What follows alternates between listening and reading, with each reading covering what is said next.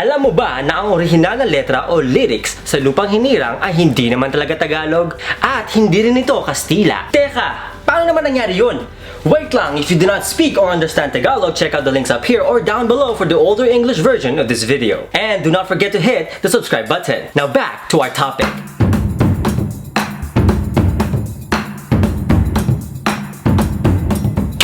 Mabuhay o sa Kapampangan, luwid kayo. Ngayong June 12, 2020 ang ika-122 taon mula nang ideklara ang kalayaan ng Pilipinas sa Kawit Cavite noong 1898. Noong unang ipinatugtog sa publiko ang ating national anthem. Ngunit, lingid sa kaalaman ng marami, ang Lupang Hinirang o national anthem na inaawit natin ngayon ay hindi naman talaga ang orihinal na version nito. Una sa lahat, ang isang anthem ay isang musical composition upang ipagdiwang ang isang mahalagang bagay, gaya ng national identity at ang kalayaan ng isang bansa. Noong November 1896, dahil na rin sa kahilingan ni Gat Andres Bonifacio, ay isinulat ni Juan Nakpil ang marangal na dalit ng Katagalugan bilang national anthem sa kasagsagan ng himagsikan o revolusyon para sa ating kalayaan. At noong June 12, 1898, sa ilalim ng pamumuno ni Emilio Aguinaldo, ay wala naman talagang letra o lyrics ang ating national anthem. Ang ipinatugtog nila noon ay ang Marcha Filipina, isang nakamamanghang musical composition upang ipagdiwang ang araw ng ating kalayaan. Ito'y ikinompose ni Julian Felipe noong 1898 para sa proklamasyon ng ating kalayaan. Ito'y base sa French national anthem, ang La Marseillaise, at sa Marcha Real ng Espanya. Ang Tagalog version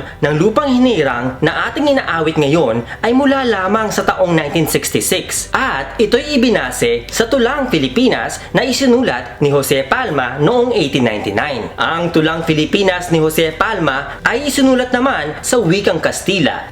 Pero alam mo ba na kahit ang Tulang Pilipinas ni Jose Palma noong 1899 ay hindi rin ang original na version nito. Isinulat ni Jose Palma ang Tulang Pilipinas o Tierra Adorada noong August 1899. At ito'y base naman sa isa pang mas matandang tula na isinulat noong September 1898, halos isang taon bago ang tula ni Jose Palma. At ang orihinal na tula na siyang nilikha para sa musika ng Marcha Filipina ay isinulat naman ng isa sa aking mga ninuno. Ito'y isinulat ni Mariano Proceso Pábalan-Táyag, isang dakilang Pilipinong revolusyonaryo na mula sa dugong Kapampangan, Aita, Irish at Portuguese.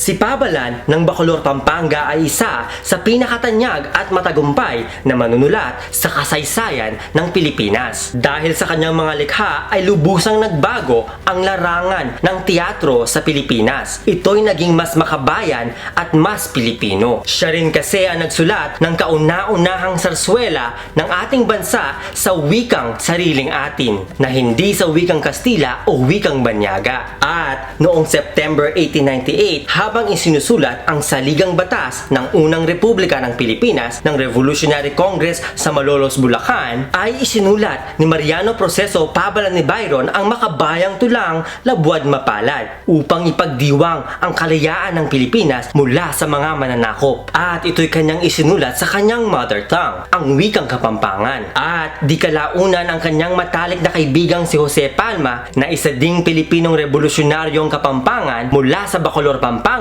ay sadyang na-inspire sa tulang Labuad Mapalad ni Pábalan. Kaya naman ito'y kanyang isinalin sa wikang Kastila noong 1899 at saka naman ito inilapat sa musika ng Marcha Filipina.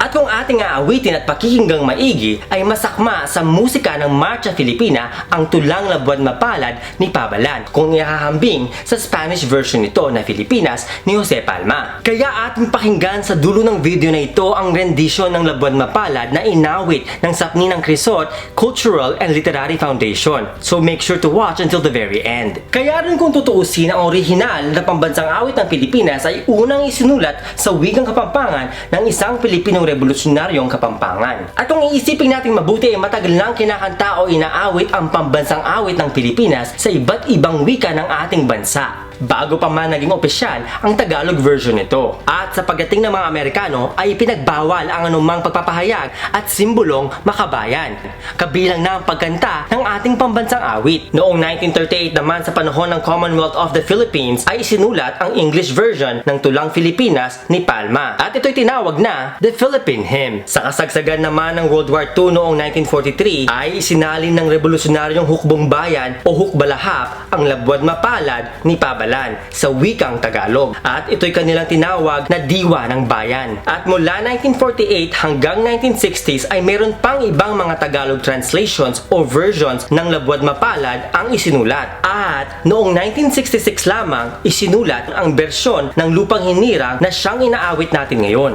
Ngunit, alam mo bang noong 1998 lamang ito isinabatas bilang official national anthem? At noong 1998 lamang din nagsimulang ipinagbawal ng batas ang pag-awit ng ating pambansang awit sa wikang hindi Tagalog o Filipino. Kaya naman, madalas maging kontrobersyal o viral sa tuwing ito'y aawitin sa ibang wika ng ating bansa. Ngunit kung ating titignan ang mismong kasaysayan ng ating pambansang awit, ito'y nagpapaalala sa atin sa kayamanan ng ating iba't ibang mga wika.